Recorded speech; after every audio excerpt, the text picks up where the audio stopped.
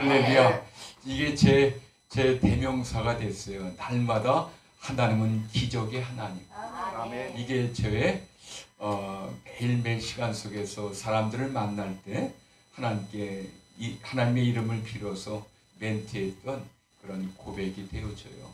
정말 조지 밀러가 부럽지 않을 정도로 5만 번의 기도 응답을 받은 그도 내 삶 가운데 날마다 저도 하루에 10개, 20개 이런 문제들이 해결되어진 적이 있었고, 또 축복된 물건이 와서 하나님의 교회를 세우기도 하기도 하고 하는 그런 일들 보면서 이거 생각나는 거, 그리고 기도할 때마다 응답이 되어지는 그 은혜의 손길은 감히 형용할 수 없는, 설명할 수 없는 그런 축복된 일들을 경험하게 됐어요. 어느 날 제가 이제 아파트 상가를 구입하고 이제 교회를 세우려고 이제 교회 이전을 하는 거예요. 이 교회 이전하는 겁니다. 만년 월세에서 이제 임대교회에서 자가교회로 이제 옮기는 가운데 그 광명 아파트 주안 7동에 있는 아파트 제가 이제 상가를 구입했는데 주안 7동에는 광명 아파트 상가 주민들이 교회가 온다고 정원을 만들어 주셨어요. 아멘. 참 왜 그렇게 정원을 만들어 주셨냐 했더니 전도하는 목사님이 오신다고 아멘. 이런 소리를 제가 듣고 정말 그날 교회를 이사하고 첫 시간에 이제 예배를 드리는데 아파트 주민들이 5명이 오셔서 믿지 않는 분들이에요. 믿지 않는 분들이 오셔서 봉투를 갖고 오셨더라고요. 전도하는 분이 오셔서 너무 감사하다고. 그래서 교회는 나가지 않지만 다시 마음을 갖고 마음을 다듬어서 이제 교회를 나갈 수 있는 준비. 그래서 제가 얼마나 감사하고 눈물로 기도하고 축복했는지 몰라요. 하나님은 선하게 역사하시고요. 우리의 기도를 들으시는 하나님은 참으로 오늘 우리에게 살아계신 하나님. 그래서 기적의 하나님을 고백하게 되어진 거죠. 아멘. 오늘 저는 에스더 9장 23절, 24절의 말씀을 이제 설교를 하려고 마음먹었는데 이 말씀을 주셨어요. 불임이라고 하는 뜻은 제비 뽑기의 의미를 가지고 있어요. 모르드게와 에스더가 이제 하만의 대적에서 하만을 이제 장대에 달려 죽이고 이제 불임절이라고 하는 명절이 탄생하게 되어졌는데, 불임절의 의미는 뭐냐, 불임의 뜻은 뭐냐면 제비를 뽑아 주셨는데 죽음에서 생명으로 옮겨 주셨는데, 그래서 대적에게서 평안함을 하나님께서 주셔서, 그래서 길한 날을 하나님께 슬픈 날을 변해서 이제 기쁨의 날로 변화시키고, 이제 그런 의미를 가지고 하나님께서 불임의 축복절을 주시는데 핵심이 여기 있어요. 불임의 축복은 가난한 자와 함께하라. 아멘. 이웃과 함께 즐거워하라. 이 목적을 분명하게 하나님이 해주셨어요. 오늘 본문의 말씀의 주제가 뭐죠? 제목이 뭐죠? 그들이 즐거워하더라. 아버지보다, 돌아온 탕자보다 누가 더 즐거워했다 그랬죠? 그들이 아버지 밑에서 일했던 종들이 더 즐거워하더라. 이게 오늘날의 한국교회가 돼야 되고요. 그리스도인이 돼야 되고, 목사의 신분의 생활이 신앙생활로 연결이 되어져야 돼요. 이런 거 없이는 한국교회가 살아날 길이 없어요.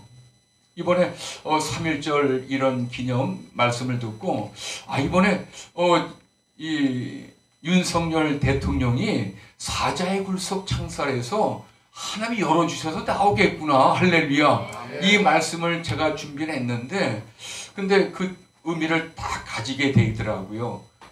그래서 슬픈 날이 변해서 기쁜 날이 되고 행복한 날이 되고 이번에 회복시켜주고 복직이 돼서 다시 한번 국정 운영을 하면서 이 나라 대한민국을 정말 세계 1등 국가로 할렐루야 하나님이 회복시켜 주시겠구나 아멘. 그 마음이 퍼뜩 들었어요.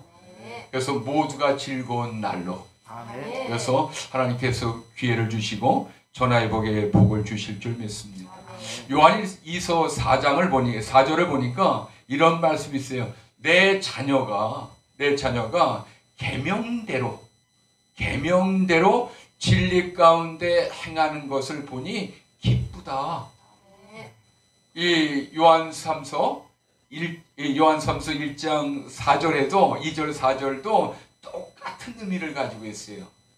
그러니까 하나님이 오늘 우리에게 영생을 주시고 택한 바 믿음의 생활과 순종의 생활은 선한 일이에요. 할렐루야. 성경 전체가 선한 일이에요. 선한 일.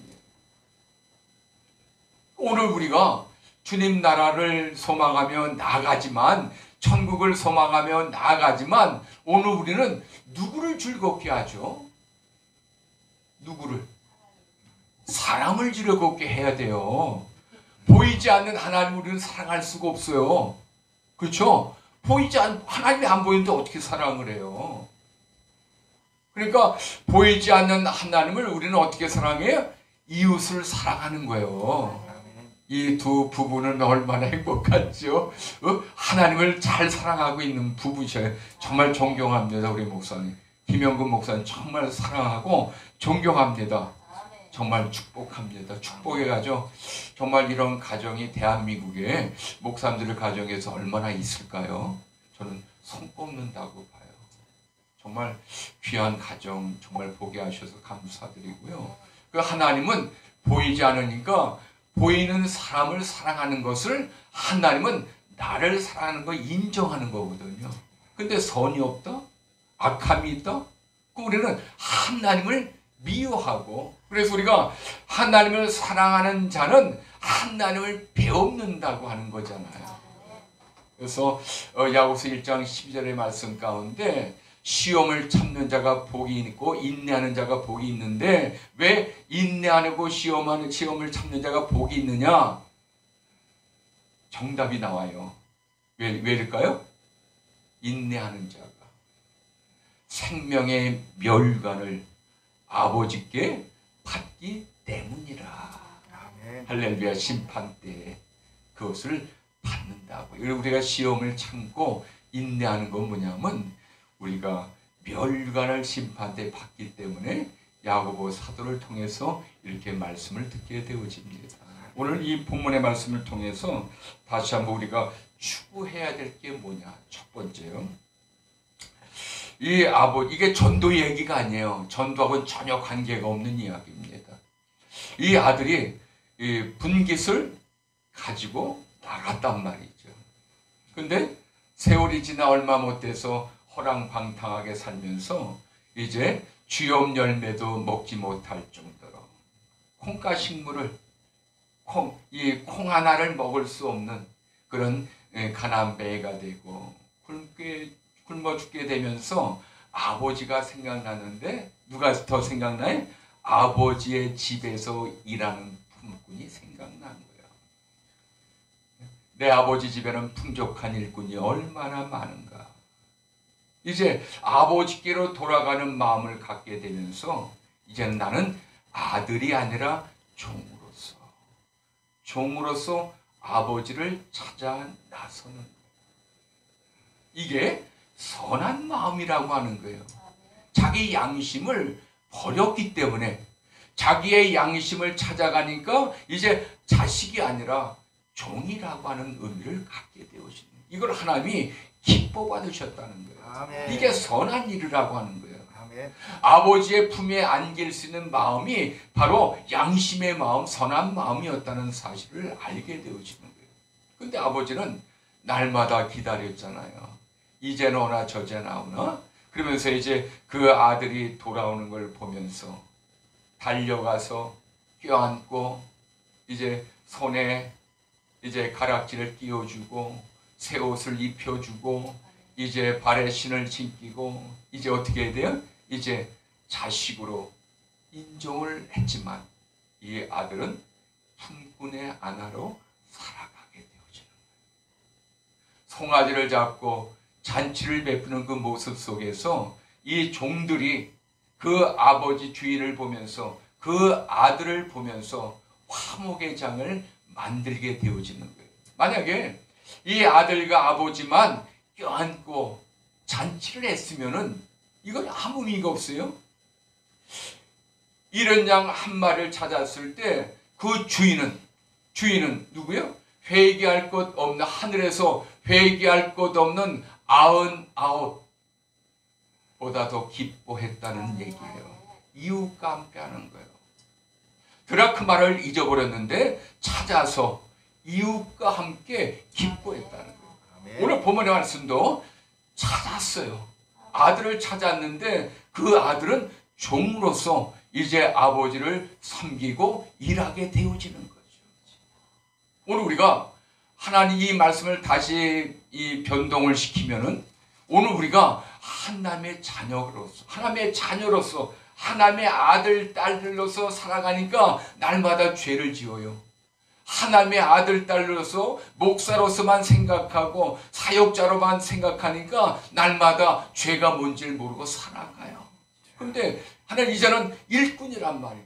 하나님의 말씀을 가지고 그 말씀에 순종하면서 그 일을 사역 가운데 해야 그것이 종인데, 이제 종은 이제 주인을 생각하는, 자식은 아버지를 생각하지만 종은 주인을 생각한다. 우리의 주인이 누구죠? 우리를 만드신 분이 누구죠? 하나님이란 말이에요. 그 하나님을, 그 아버지를, 그 주인을 오늘 우리가 종으로서 살아갈 때 게으를 수가 없고요. 우리가 무지할 수가 없고 우리가 막연하게 살아갈 수 없는 이유가 바로 여기에 있는 거예요. 이제 그 아들은 아들이 아니라 일하는 품꾼으로 주님의 말씀에 순종하며 살아가는 일꾼이 되었다는 거. 할렐루야. 아멘. 우리도 주님 말씀에 순종하며 살아가는 일꾼이 되시길 주의 이름 축원드립니다. 아멘. 일하는 사람들이 되시길 바랍니다. 아멘. 근데 큰 아들이 이게 여기서 비교가 되어지는 거죠. 큰 아들은 왜 이렇게 성을 냈죠? 무엇 때문에 성 냈죠? 아니, 둘째 아들이 분깃을 다 가지고 갔는데 다 까먹었어. 근데 그 큰 아들은 그걸 가지고 성을 내는 거예요. 왜 성 내죠? 자기 게 아닌데. 자기 것도 아니에요. 그건 둘째 아들 거란 말이죠. 둘째 아들 것에, 그러니까 동생 것임에도 불구하고 형이 자기 것으로 착각하는 인생. 요나가 이제 물고기 뱃속에서 나와서 사명을 회복합니다. 이제 물고기의 명에서 이제 육지로 토하면서 이제 그가 니느웨로 가요. 그리고 이제 거기서 좌우를 분별할 수 없는 12만 명을 하룻밤에 하룻길을 다니면서 구원을 시켜요. 그런데 그 마음이 달라지죠. 그 다음날 멸망해야 되는데 자기가 복음을 전했잖아요. 근데 멸망해야 되는데 멸망치 않는 거예요. 하나님이 말씀하셨는데 왜 이루어지지 않죠? 라고 그는 항변을 하는 거예요. 자기 것이 아닌데 항변을 하는 거. 자기 돈이 아닌데 자기 것처럼 착각하고 항변하는 아들이 오늘 우리도 그렇게 되어지고 있다는 사실이에요. 우리는 남의 것에 대한 욕심을 가지게 될 때가 있어요. 우리 이번에 엊그제 제가 신방을 다녀왔는데 권사님 한 분이 이제 좀 어려운 곳에 후원을 하고 싶다. 이제 저한테 이제 뭐 연탄 나눔하는 분들 이제 예전에는 100만 원 후원을 제가 전달해 주기도 하고 소개하기도 하고 이번에 많은 질병 가운데 회복이 돼서 이번에도 좀 많이 좀 돕고 싶다. 그래서 저한테 의뢰가 들어왔어요. 그래서 이제 이번에는 이제 제가 도시락 나눔 이렇게 하는 교회를 알게 돼서 우연히 알게 됐죠. 그래서 그 교회를 소개를 했어요. 후원을 안 받더라고요. 한 200여 군데를 하는데 기도로서 추진해 나가는 그런 분을 알게 돼서 거기에 이제 소개를 하게 됐습니다. 그래서 이제 그분이 이제 또 CTS를 보면서 또 어려운 사람들에 있으면 또 후원을 또 나눠주기도 하고 그렇게 하지요. 그래서 제가 처음 엊그제 신방 갔다 와서 그런 얘기를 또 새롭게 들으니까 참 고난이 참 유익이었던 인생이 오늘 우리의 삶에도 필요하구나. 그래서 로마서 8장 18절의 말씀과 현재의 고난은 장차 나타날 영광과 좋게 비교할 수 없도다. 그 유익함을 알게 되는 분들은 목숨을 거는 거예요. 자기 돈인데 자기 게 아니야. 근데 우리는 남의 것도 내 것으로 치부하고 오늘 우리 목사님들을 정말 그런 분들을 제가 많이 봐요. 응?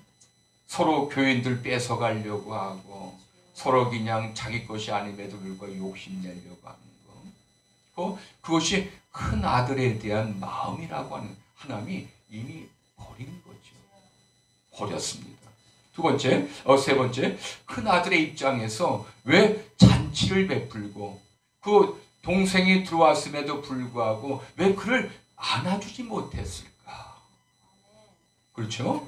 사랑해야 되는 게 누가복음 18장에 이 청년이죠. 또 관원이죠. 뭐 여러 가지 이야기가 나오잖아요. 그런데 중요한 건 뭐냐면 계명을 다 지켰대요. 근데 주님은 너에게 한 가지 부족한 것이 있다. 아니 계명을 지켰는데 그렇죠? 계명을 지켰단 말이에요. 다 지켰대. 근데 주님이 인정한 거죠. 그래? 근데 너에게 한 가지 부족한 것이 있어. 너 제사를 가난한 자들에게 나눠주고 나를 따르라. 하늘에 보화가 있다. 아니 계명을 다 지켰는데 한 가지 부족한 것이 없대. 여기서 어떤 관계가 나오냐면요. 이런 겁니다. 정말 이 계명을 지킨다고 하는 것은 신앙생활의 의미를 가지고 있는 거예요. 신앙생활의 의미를 가지고 있고 계명을 지키는데 정말 최선을 다해서 지켰지만 자기 것의 희생이 없었다는 거예요. 그런 의미를 갖게 돼요. 계명을 지키긴 지켰어. 근데 하나님이 보시기에 흡족하진 않은 거죠. 그런데 자기 자신은 그것에 대해서 만족하고 살았다는 거죠. 그런데 주님이 너에게 있는 재산을 다 가난한 자들에게 나눠주고 나를 따르라. 이 얘기는 뭐냐면 희생과 헌신이 있어야 된다는 거예요. 사랑이라고 하는 것은 첫째 아들의 둘째 아들을 안아주고 받아줘야 이것이 화목함으로 다시 한번 주님 나라를 위해서 나가는 삶의 열매가 되어지는 거죠. 그래서 큰 아들에게는 사람이 없잖아요. 함께 즐거워하는 종들이 없잖아요. 그것이 오늘 우리의 삶에서 목회가 이렇게 힘들고 어려운 것은 혼자 목회하는 사람이 얼마나 많아요. 빈 교회가 얼마나 많습니까? 그런 마음과 그런 생각들이 있음으로 말미암아 하나님이 사람을 보내주지 않는 것도 있겠지만 오늘 우리 스스로가 그러한 일들을 만들어 가고 있다는 사실을 오늘 본문의 말씀에서 읽고 또 읽게 되어지는 거죠. 우리 광야기독교인명 단체는요 늘 전도를 목적으로 해요. 먼저 전도를 해주면 하는데 이번에도 용일사거리의 서강중앙교회도 이번에 2명이 이제 명단을 작성해서 주셨어요. 한 분은 교회 출석을 하게 되고 한 분은 그 교회 기도회 시간에 나와서 이렇게 함께 하겠다. 얼마나 감사해요. 아멘. 늘 우리 광야기독인연맹 부흥단에서는 항상 그런 전도의 열매들을 하나님이 부어주셔요. 근데 그렇지 않은 교회도 있잖아요. 제가 고민해 봤어요. 전도 세미나를 제가 해줬지요. 그리고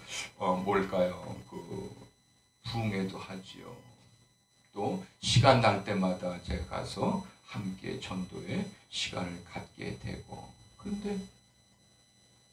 그런데요, 소식이 없는 교회가 있어요. 그걸 제가 이제 딱 검토하면서 이번에 이런 일이 있었구나 하며 제가 이제 기록하기도 하고 생각하기도 하지만, 이제 결론이 뭐냐면 전도가 되고 전도가 안 되는 교회의 특징을 보면은 그 교회 목사님들의 성품에 따라서 하나님이 이렇게 부어주시고 인도해 주시는 걸 제가 보게 돼요. 사모하는 마음, 또 사람들을 용서하고 축복하는 목사님들의 관계에서 전도의 열매가 맺혀지게 되는 걸 보게 돼요. 그건 저만의 통계를 가지고 있는 거죠. 오늘 우리 한국교회도 마찬가지, 우리 교회도 마찬가지지만 정말 이 둘째 아들과 같은 이제 아버지 하나님의 나라, 이제 주님 나라 우리 가야 되는데 우리가 선한 영향력을 끼치고 그들이 즐거워하더라. 그들이 즐거워할 수 있는 일을 우리가 만들어 놓고 주님 나라 가야 되지 않을까요? 이것이 목적이라면 네 번째, 이 말씀을 통해서 오늘 저의 간증이 바로 그것 중에 하나가 돼요. 정말 저는 우리의 큰 열매길을 저는 포기를 했어요. 왜냐하면 우리 교회 전도할 시간에 다른 교회 가서 제가 전도를 해주거든요.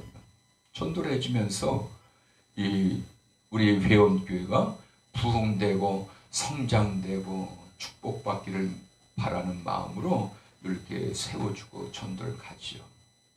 예전에는 양주에 가서, 그리고 명동, 이제 신촌, 홍대 있고 연세대 차 없는 거리, 명동 이런 데 가서 전도를 많이 했지만 이제는 회원교회 중심으로 해서 제가 이렇게 이 전도를 다니게 됩니다.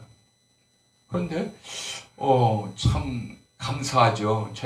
우리 큰 열매길을 포기했으니까 이제 저희 교회는 제가 대표회장으로 있으니까 이제 교회가 33교회로 이제 늘어났어요. 우리 지교회가. 지교회가 3교회, 33교회. 우리 교회를 포기하니까 지교회가 33교회가 되어지게 되는 거예요. 그래서 날마다 저희 교회에 가서 제가 새벽 예배마다 우리 광야기독인연맹 33교회를 축복해달라고, 부흥되게 해달라고, 전도가 되게 해달라고 그런 기도를 하게 돼요.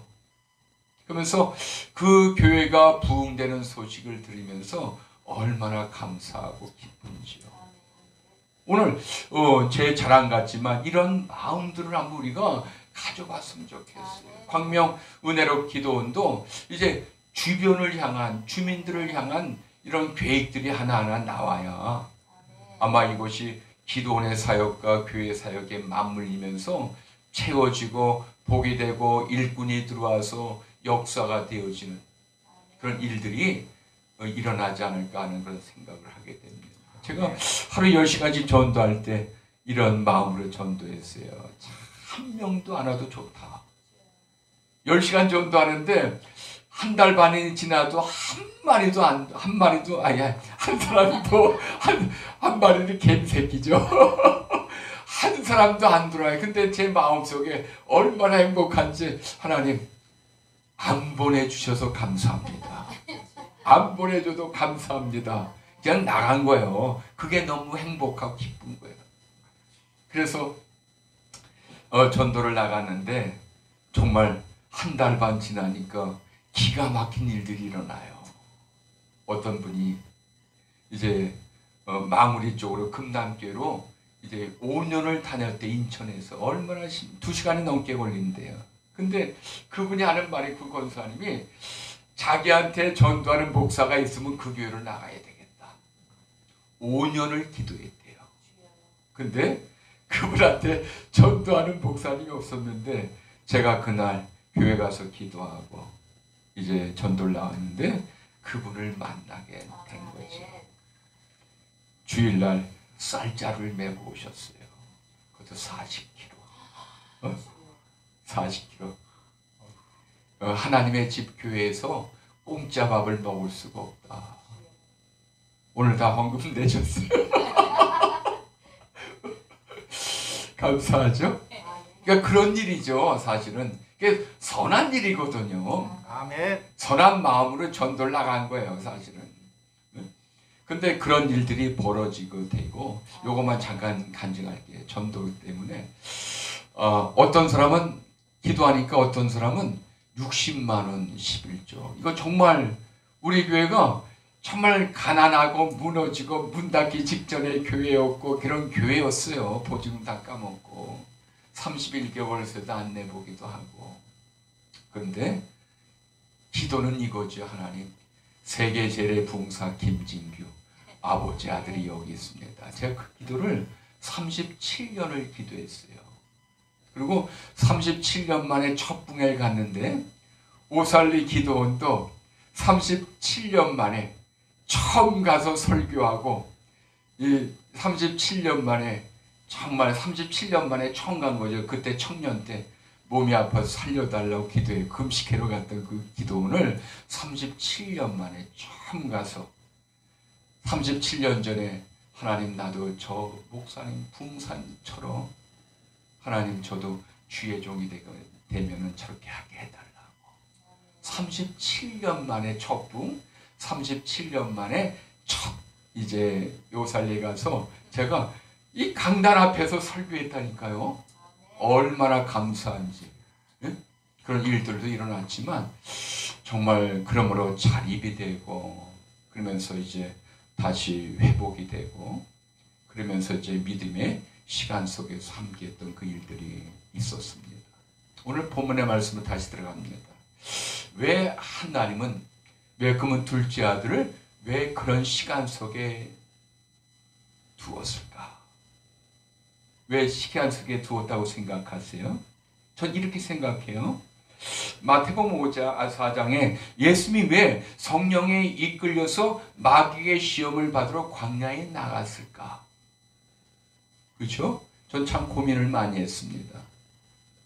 사단은요, 삼위일체를 부정하는 거예요.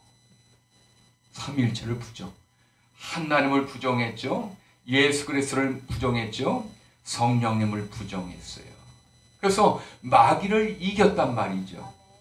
마귀를 이기고 마태복음 5장으로 나가니까 회개하라 천국이 가까이 왔느니라고 천국 복음을 전했는데, 천국 복음의 세 가지의 3대 사역이 사랑이라고 하는 거예요. 아멘. 이 3대 사역은 사랑으로 묶을 수 있고 정의할 수가 있는 거예요. 그렇다면은 이 둘째 아들을 왜 아버지는 돈을 줘서 분깃을 줘서 왜 방탕한 삶을 왜 아버지는 알았거든요.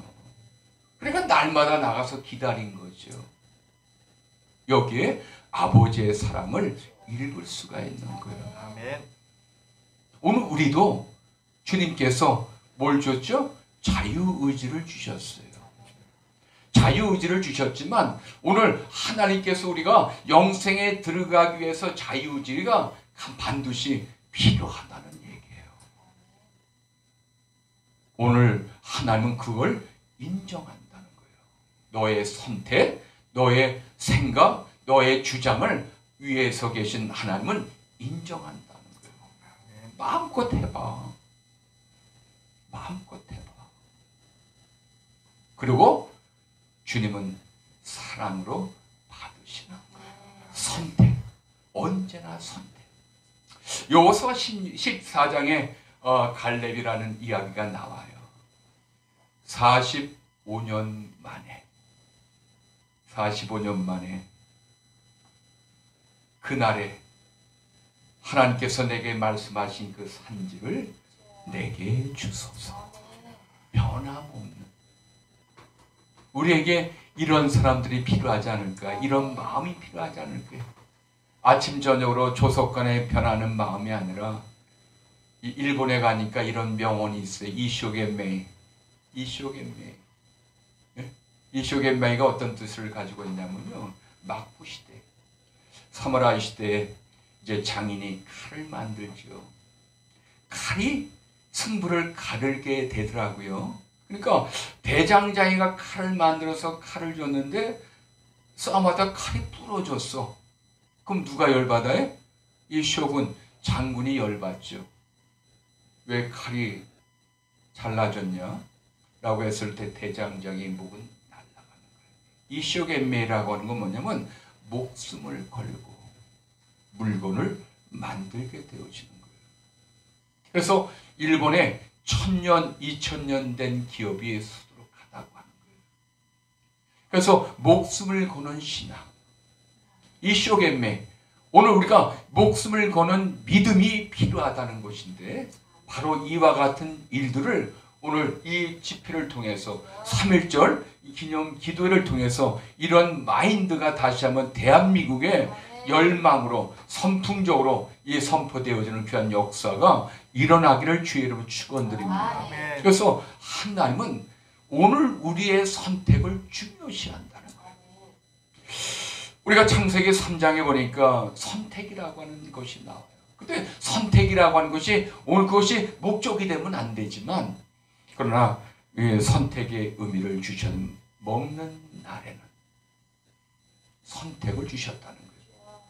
내가 너희 앞에 생사화복을 두노니 너희는 선택하라. 모든 게 다 선택이에요. 오늘 저와 아들의 선택, 둘째 아들의 선택, 첫째 아들의 선택도 우리가 할 수 있는 거예요. 우리가 목회하지만 요나처럼 우리가 선택할 수 있는 거예요. 그러나 주님은 모든 걸 인정하면서 모든 결과는 오늘 우리가 가지게 되어지는 거예요. 근데 그 아버지는 기다린 거예요.